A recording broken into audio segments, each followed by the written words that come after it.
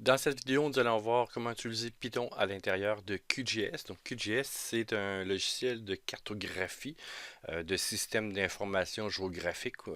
En anglais, on appelle ça GIS, donc Geographical Information System. Et donc, c'est un logiciel open source gratuit que vous pouvez télécharger et installer sur plusieurs plateformes. Donc, moi, je vais l'utiliser sur Windows, mais je l'ai déjà utilisé sur Linux et ça fonctionne très très bien. Et si vous voulez le télécharger, ben, vous pouvez le télécharger à cette adresse ici, donc qgis.org. Et tout dépendant de la langue que vous voulez l'utiliser, évidemment, là, vous allez avoir, vous avez plusieurs langues que vous pouvez dans lesquelles vous pouvez consulter le site et sûrement aussi pour l'installation du logiciel. Donc moi, je l'ai installé en français, mais pour l'avoir déjà utilisé en anglais, ça fonctionne bien aussi. Et dans d'autres langues, je ne l'ai pas essayé, donc je ne l'ai pas essayé. Mais ça devrait en principe fonctionner. Donc vous pouvez faire télécharger et à partir de là, ben, vous allez pouvoir avoir... bon, il se fait sur plusieurs plateformes ici, Mac, donc sur Apple, sur Linux, sur BSD, donc c'est sur une base Unix et application mobile et tablette. Donc c'est un petit logiciel qu'on appelle QFIL entre autres qui va être utilisé pour faire pour consulter les données géographiques ou pour faire l'édition de données géographiques aussi. Donc, ce logiciel-là est, comme j'ai dit, est gratuit. Donc, vous pouvez le télécharger et vous pouvez le piloter, entre guillemets, donc de pouvoir y accéder aussi avec la notion de Python. Donc, si on regarde concrètement ce qu'il y en est là-dessus, bien, on va pouvoir voir ici qu'il y a une interface à l'intérieur. Donc, autrement dit, il y a une interface Python. Vous pouvez y accéder soit via l'interface Python à l'intérieur du QGIS. Donc, vous avez une petite console dans laquelle vous pouvez écrire votre code à l'intérieur de cette console-là pour pouvoir accéder à différents éléments du logiciel, donc de QGIS, que ce soit les projets, les couches, les processus, ainsi de suite.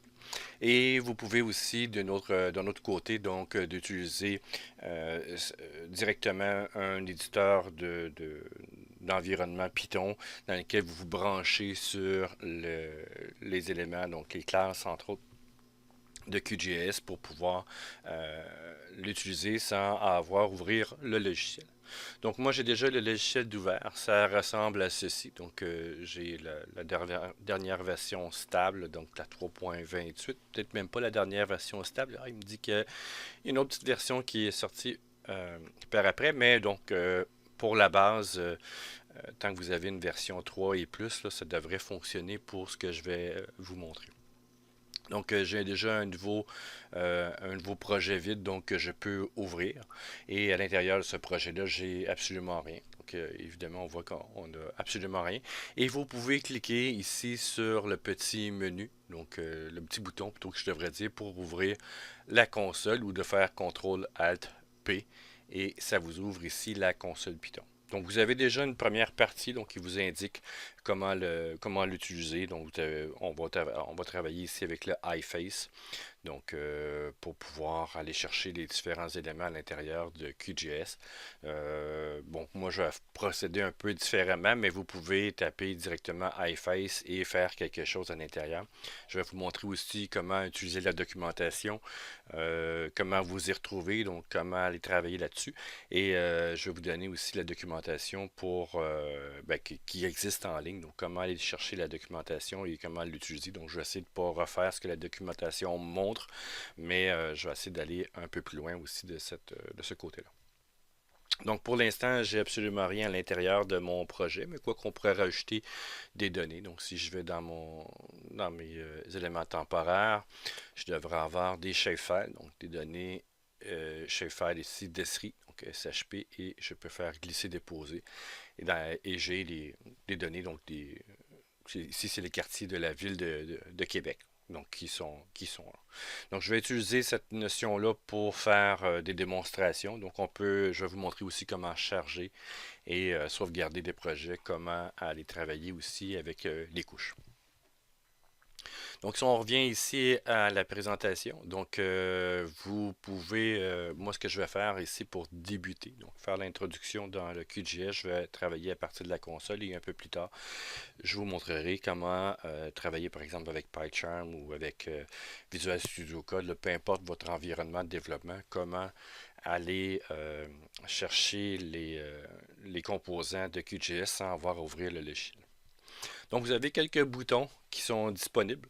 Donc, j'ai mis ici quelques boutons. Vous les avez là, donc pour effacer le code, pour ici exécuter une commande. Donc, vous avez ici l'entrée de commande qui est là. Soit avec la touche Enter, ça permet d'exécuter la commande, ou vous pouvez en faire quelques-unes ici et de faire exécuter la commande en question. Si vous voulez avoir un éditeur ici de, de texte, donc un mini environnement de développement Python, vous l'avez ici. Donc, vous pouvez charger ou sauvegarder vos scripts. Donc, ça, on va l'utiliser un peu plus tard. Donc, quand on fait des boucles ou des éléments un peu plus complexes, donc plusieurs instructions qui vont rouler, ben, ça peut être quelque chose qui est intéressant là-dedans. Donc, on peut l'enlever et le faire ajouter. Vous avez toutes les notions d'options, donc les couleurs, l'autocomplétion, autrement dit, c'est la suggestion des éléments, donc à partir de combien de caractères. Vous avez les API, donc vous pouvez utiliser des jetons d'accès à GitHub, par exemple, si vous voulez synchroniser votre code avec le site GitHub. Donc, il y a plusieurs éléments, mais ça, je ne le montrerai pas. Et vous avez ici, dans le bouton d'aide, ça vient intéressant, trois éléments. Donc, le premier élément ici qu'on va avoir, c'est la notion de l'aide de la console. Donc, c'est très général. C'est un peu ce que je vous montre à l'instant. Donc, comment aller chercher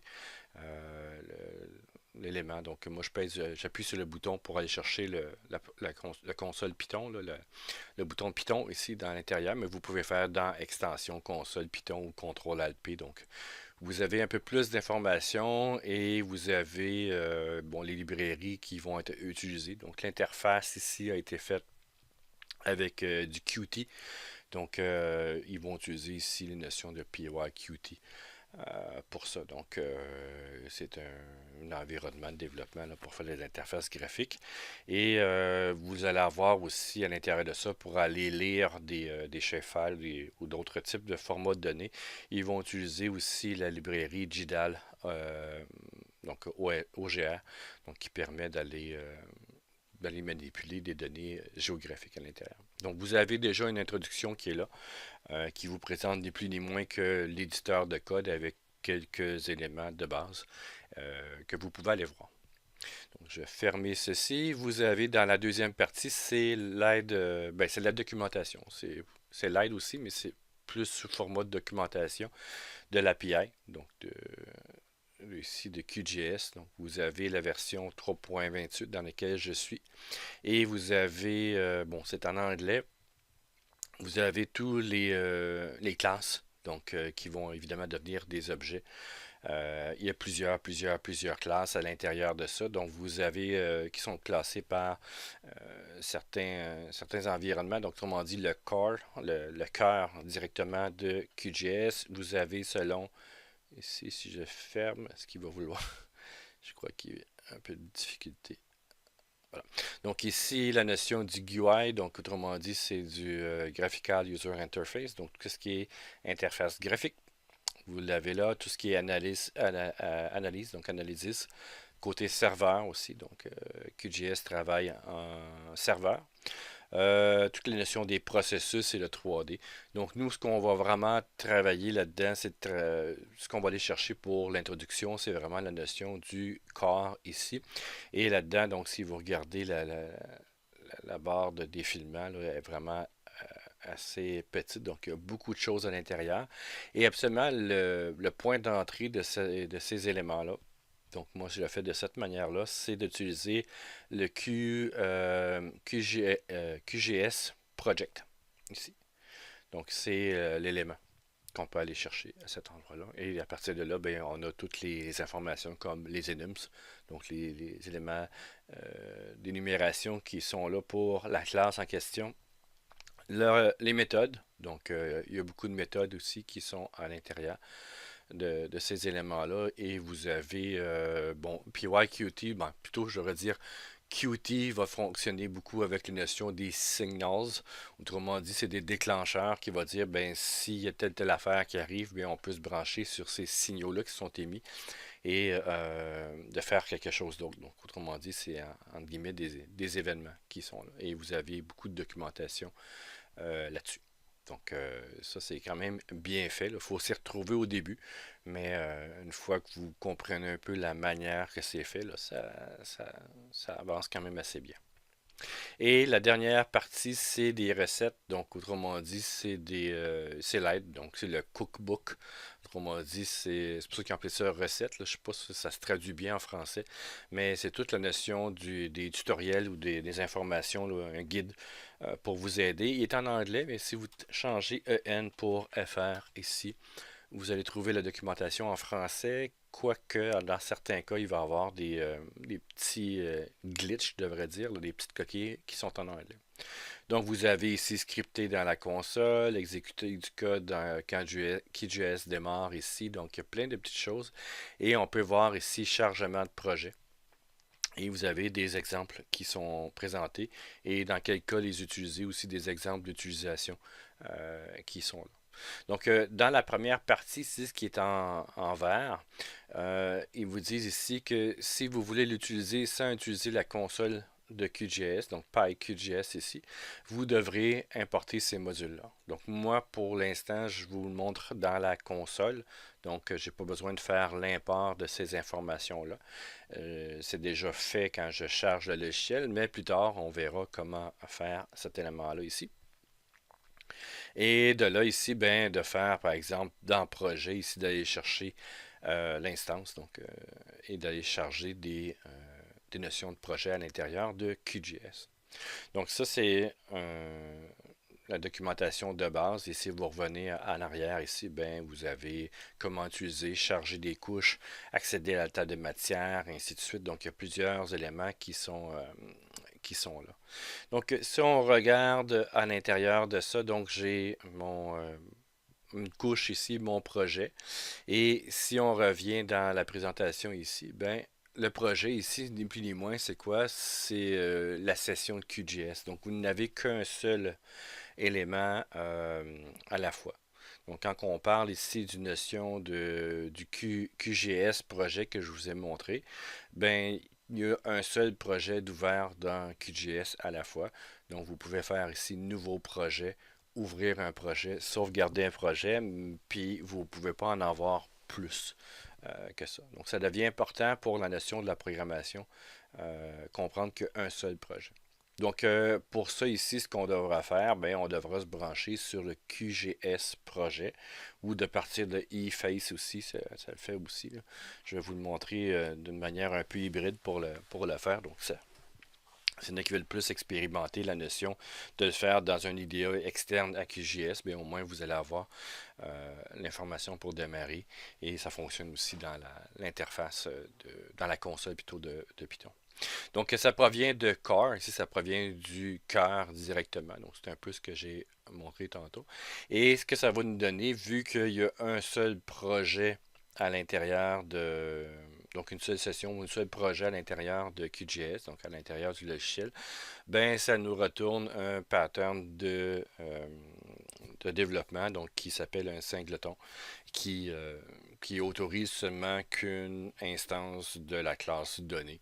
Donc, on devra utiliser ici son instance, donc QGIS project.instance, qui va nous permettre d'aller chercher l'instance et c'est un singleton, donc je ne peux pas avoir plusieurs instances de ça. Donc, je me raccroche directement au logiciel, autrement dit, avec ça. Donc, un singleton, c'est un patron de conception. Et vous avez quelques méthodes de base donc pour charger ou pour sauvegarder un projet. Donc si on passe directement à la documentation, ben je pourrais me dire ici dans la notion, je vais grossir un peu le texte. Donc ici, ben je vais faire, bon je pourrais le laisser là, mais je vais le faire ici, enlever. Et à partir de là, ce que je vais faire là-dessus, ben je vais me dire ici, ben mon projet. Donc mon projet ici va être égal à quoi? Je dirais qu'il n'est pas très très gros ici. Je vais essayer de grossir un peu les informations. Donc, mon projet va être égal à quoi? Ben, je peux me brancher déjà sur le QGIS Project ici. Donc, ça va être QGS, ça veut dire QGS ici. On va aller voir. J'ai déjà un petit blanc de mémoire. Donc, ça veut dire ici QGS, c'est ça. QGS Project est dans la notion de l'instance. Donc, je reviens ici, QGS Project. Voilà. Et point ici, instance. Instance. Voilà. Et on accède à l'information. Donc, surtout que je tape en bas ici, ça apparaît en haut. Et de là, ben, je pourrais faire ici, entre guillemets, print projet. Projet ici, moi je l'écris en français. Donc, c'est une instance de QGIS Project. Donc, c'est une instance singleton, donc on dit qui est unique. De là, j'ai mon projet. Je peux aller charger l'information donc dans le projet. Et là, ici, ben, je peux aller voir soit dans QGIS Project ici. Donc, vous pouvez voir les instances aussi. Ben, je peux faire read qui devrait en principe être là. Moi, j'ai été donc QGIS Project, c'est le bon. Donc, je pourrais aller voir read ici. Reads given project file from the given file. Donc ici, et ce qu'il va me demander, ben, il va avoir la documentation. Donc ça me prend un file name et il va me retourner true or false si ça a été successfully, autrement dit, si ça a bien été ou s'il y a eu problème à l'intérieur. Donc autrement dit, je fais read, je mets entre parenthèses le string. Si je veux, je pourrais mettre ici un flag, donc c'est optionnel, comme on peut voir. Donc les flags, j'en parlerai peut-être plus tard. Mais pour l'instant, on met seulement que la notion de read pour faire le projet. Donc ce que je peux faire ici, ben, ça serait project, donc projet, autrement dit dans mon cas, point. Et je devrais avoir l'élément read. Et dans read ici, ben, qu'est-ce que je vais chercher? C'est ni plus ni moins que ben, j'ai déjà un projet. J'avais mis ici demo2.qgs. Donc, c'est dans CTemp dans mon cas ici. Et comme Python n'a pas été développé pour Windows, donc je dois inverser les barres ici. Donc, les barres obliques. Donc, CTemp.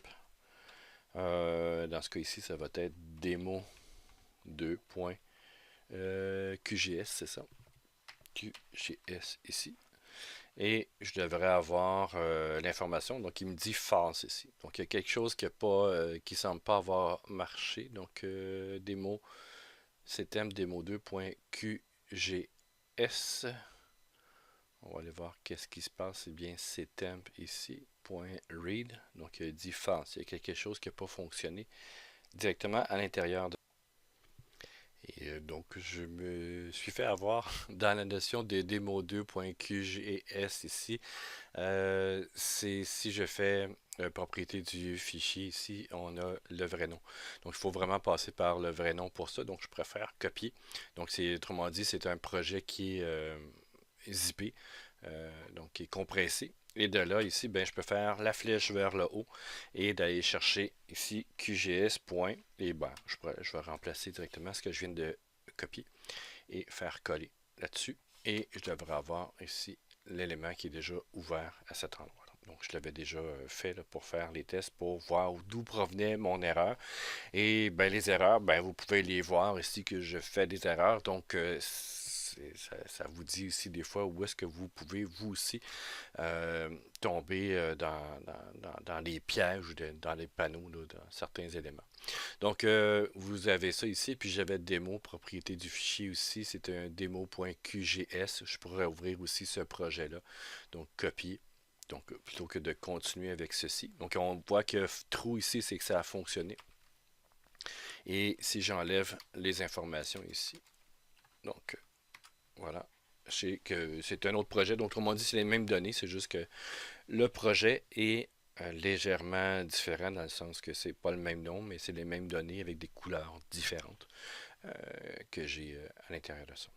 Donc, ça permet d'ouvrir ces éléments-là. Évidemment, si je viens ici et que je change les couleurs, symbologie, donc, bon, je vais prendre à peu près une couleur relativement aléatoire. Donc, ça, c'est ma donnée qui est là. Et à partir de là, ben, je peux faire aussi un write à l'intérieur de ça. Donc, vous avez dans les notions d'aide, ici, dans le genre de didacticiel, ici, dans les notions de chargement des données. Donc, vous avez ici ce que je viens de faire, le projet avec l'instance, le chemin, donc pour faire aller voir ce qu'il y en est. Et bon, je pourrais aller chercher d'autres données, on le fera par après. Et je peux faire aussi un project.write et lui donner un autre chemin d'accès.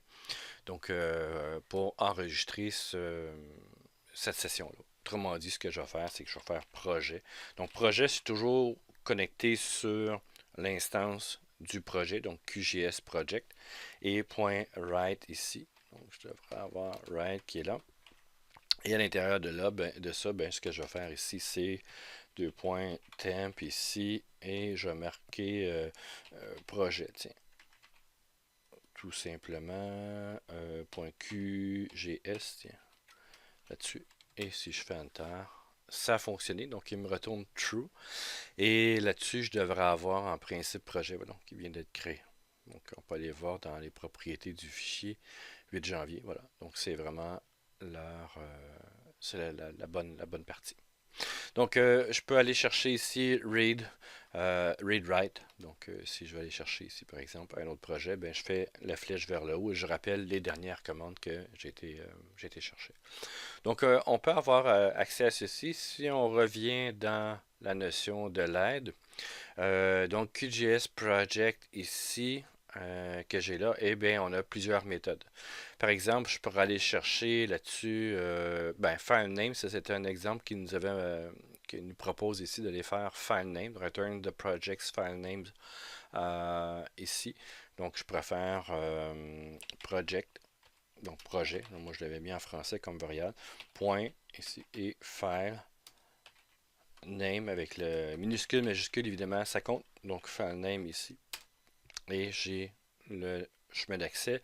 Vous avez plusieurs options là, donc, que vous pouvez aller voir. Donc, l'instance, c'est ce qu'on a demandé.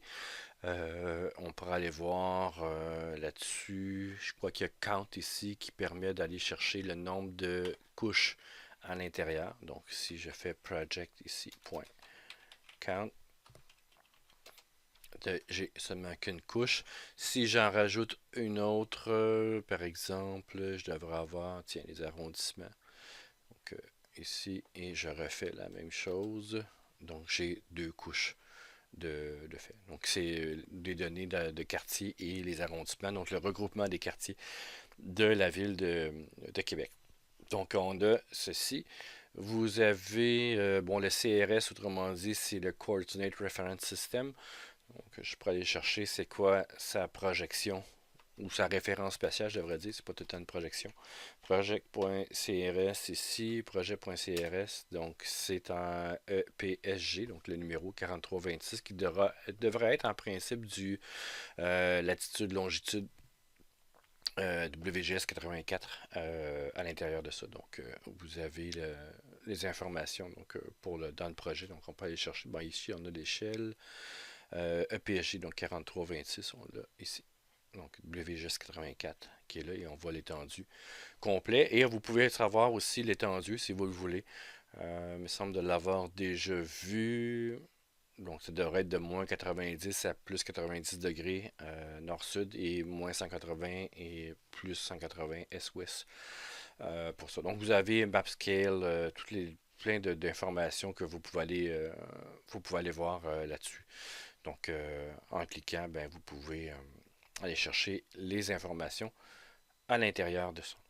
Donc, même dans le CRS, ici, là, je prends l'information CRS qui se trouve être ici. Il me retourne quoi? Il va me retourner un QGS Coordinate Reference System. Et à partir de là, on peut aller voir cette CRS, ça c'est un autre élément, mais je pourrais aller voir ici qu'est-ce que je peux faire avec ça. Et là-dedans, j'ai quelques exemples. Et je devrais avoir aussi des méthodes. Donc, il me dit ici d'aller vers ou d'aller chercher par exemple le nom.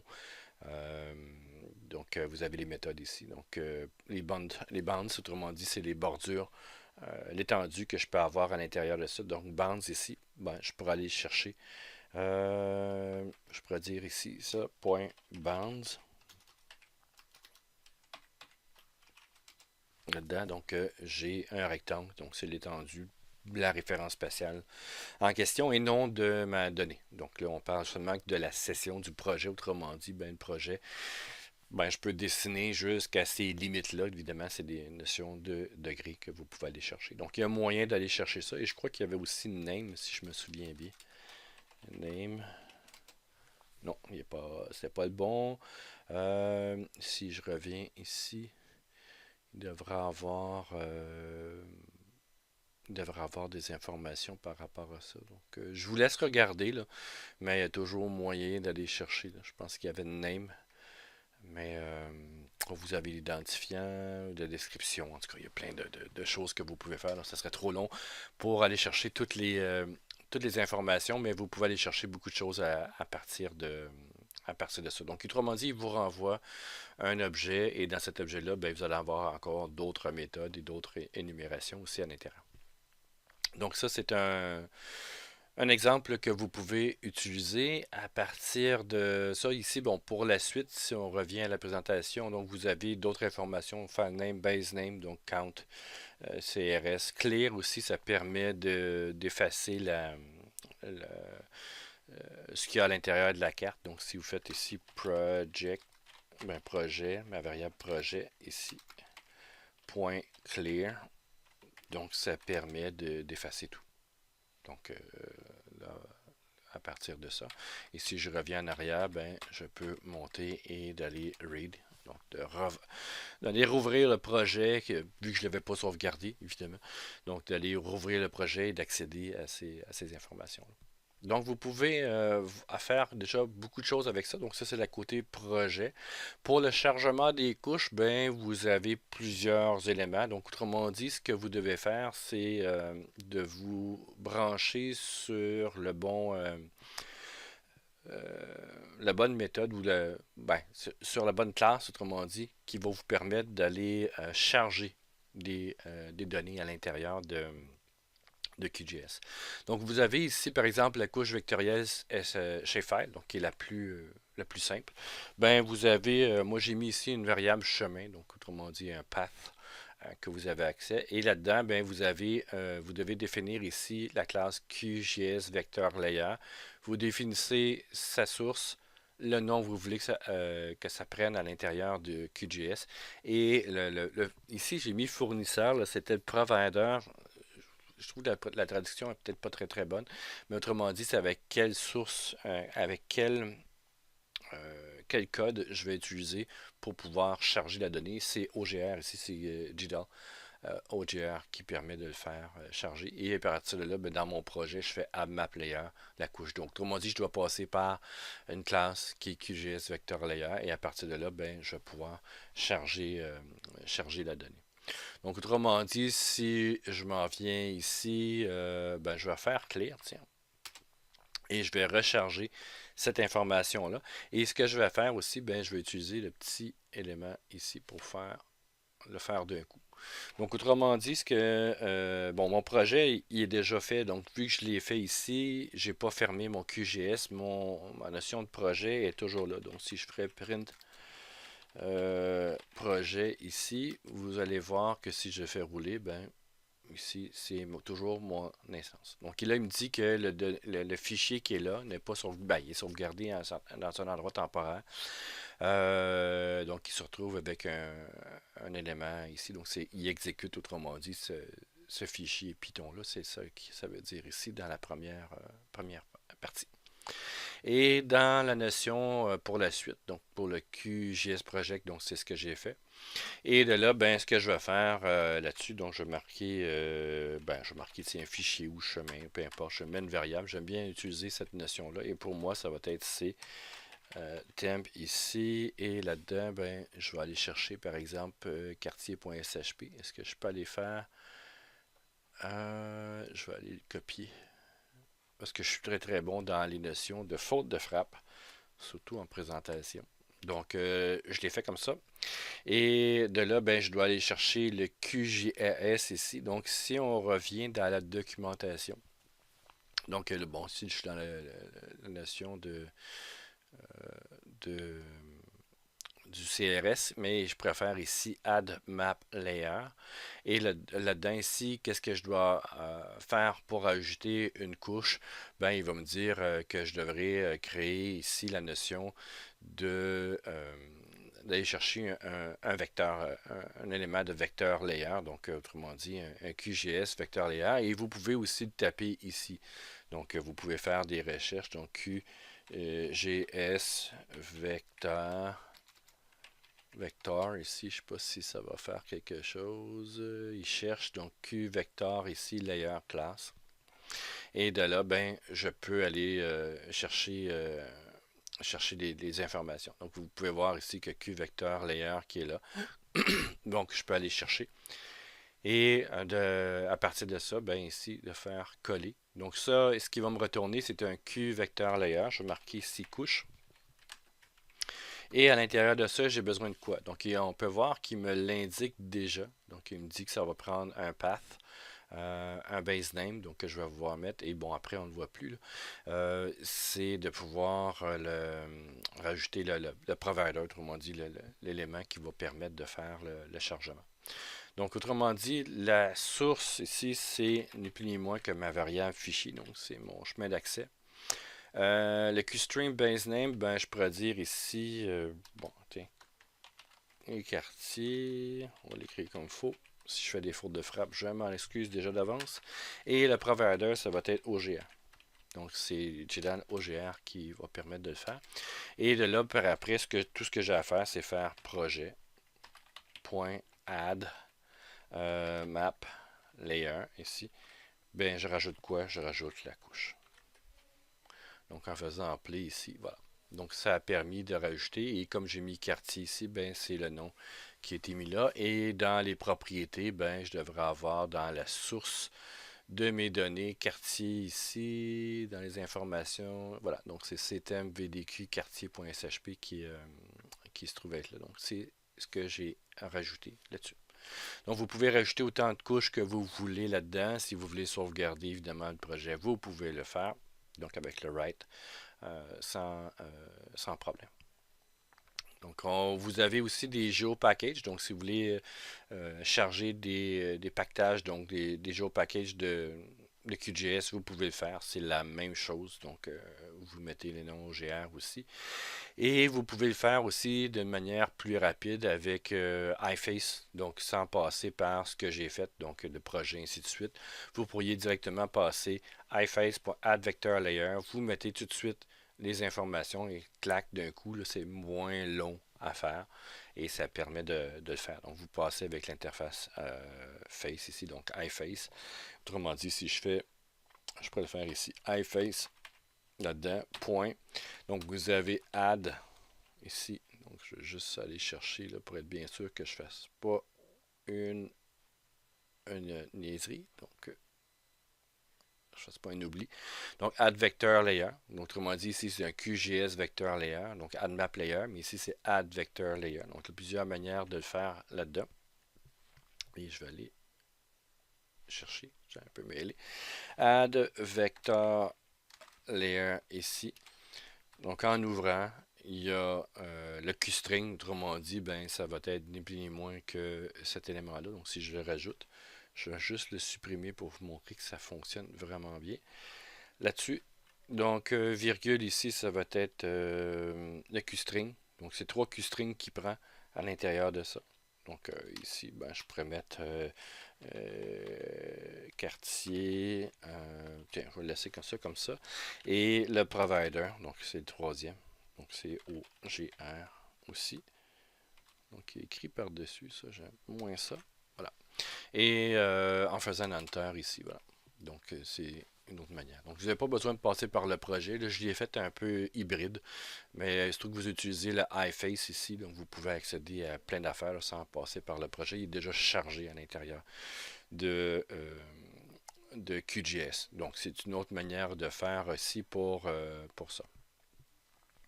Vous pouvez aussi charger des couches, par exemple des notions de WFS ou des WMS. Donc, vous pouvez charger des éléments. Donc, c'est la source, encore une fois. Vous dites le nom que vous voulez et ici, le format, le provider, c'est WFS et vous faites Add Layer. Donc, moi, j'ai déjà quelque chose qui est fait directement là-dessus. Donc, j'ai déjà copié mes éléments pour pouvoir le faire. Donc, je vais le mettre ici. Et le lien que j'ai mis, c'est ni plus ni moins qu'un fichier WMS là, de transport du gouvernement du Québec. Donc, j'ai mis là. Et en faisant play ici, donc, il exécute, il a rajouté les routes. Et ben, les routes ici qui sont rajoutées, ils viennent de l'externe, donc, autrement dit, d'un service de WFS, donc un Web Feature Service, donc de la norme OGC. Ici. Donc, ça se fait très, très, très bien. Donc, c'est pas mal les mêmes choses, c'est juste qu'il faut lui passer des informations un peu différentes. Si vous voulez travailler aussi avec des TIFF, ben, vous pouvez le faire à peu près de la même manière. Donc, il faut juste, au lieu de passer par le QGS ici, Vector Layer, vous utilisez la bonne classe. Donc, autrement dit, c'est Raster Layer. Donc, j'ai encore préparé mon élément. Et vous avez la variable. Donc, ici, vous avez la source, le titre. Donc, vous n'avez pas besoin de mettre le, le provider dans ce cas-là ici et Add Layer directement, Add Map Layer. Oh, ici, oh, il y a une transformation approximative. Bon, c'est bien qu'il le rajoute. Mais c'est les données sur le Pergélisol que j'ai été chercher sur les données ouvertes Québec. Donc, il y a plein de choses que vous pouvez faire à partir de ceci. Donc, ça, on revient à la présentation. Voilà. Donc, ici, c'est un peu large, là, mais ça ressemble à ceci. Pour accéder à la table de matière, autrement dit à la liste des couches, vous avez instance.maplayers ici. Donc, ça permet d'aller chercher les informations. Donc, bon, tiens, je pourrais les laisser comme ça ici. Ce qu'on va pouvoir faire ici, par exemple, couche va être égal à quoi? Et ça, je vais l'enlever ici. Voilà. On peut même nettoyer si on veut. Couche est égal à quoi? Ben, ça va dire mon projet que j'ai mis. Et point ici, map, layers. Donc, layers, ici. Et avec les parenthèses, évidemment. Donc, j'ai les couches. Et si je fais print couche, ici, je devrais avoir mes informations. Donc, j'ai mes trois couches qui sont là. Et je pourrais dire ici, ben, si je reviens dans mon élément qui est là, ici, donc dans mon fichier temporaire de Python, ben, je peux dire ici for L in couche, par exemple, for, ben, j'ai mis ça, for L, tiens, for C in couche, ici. Et vu que c'est des dictionnaires, ce qui est retourné ici, si vous regardez, c'est une liste. Donc, on voit que c'est une liste ici. Et les éléments à l'intérieur, c'est notion clé-valeur. Donc, c'est comme un dictionnaire, c'est clé-valeur, ainsi de suite, qui est à l'intérieur. Donc, je pourrais dire ici in couche, forcer in couche. Bon, je pourrais le laisser comme ça ici. Et je peux faire print C. Ce qu'il va faire, c'est qu'il va me chercher, me faire afficher seulement que l'ID. Donc, c'est des ID que lui se met pour ses couches. Donc, vous avez les ID ici. Mais ce que je peux faire, au lieu de faire une couche ici, ben, vous faites .values. Oups, on va l'écrire comme il faut. Là, évidemment, les fautes de frappe, ça ne passera pas. Et là-dessus, .values ici, il manque les parenthèses. On va le faire comme il faut. Et de là, ici, ben là, j'ai pour chaque clé ici, j'ai seulement que les valeurs. Donc, j'ai pas la clé. Donc, la clé, c'est l'identifiant. Et là, j'ai les valeurs. Donc, G et route, R layer, quartier ici. Le source ici, donc le raster layer, c'est le provider, c'est GDAL ici, WFS et OGR qui est là. Et à partir de ça, bien évidemment, pour chaque élément, je peux faire ici print c.name. Je pense que c'est là que ça va fonctionner, la notion c.name. Voilà. Donc seulement que les noms. Et je peux aller chercher un paquet d'autres informations aussi par rapport à ça. Donc la vidéo commence déjà à avoir plus d'une demi-heure. Donc je vais arrêter ici pour la première partie, pour l'introduction. Donc c'est l'introduction pour les c'est ma première partie ici pour la présentation de Python et de QGIS. Et donc avec la documentation, vous pouvez déjà ici explorer beaucoup de choses à l'intérieur. Et je vais sortir aussi une autre vidéo et plusieurs autres vidéos pour pouvoir commencer à aller travailler, donc manipuler les informations à l'intérieur de QGIS à partir de Python, donc à partir de la console et sans la console aussi un peu plus tard.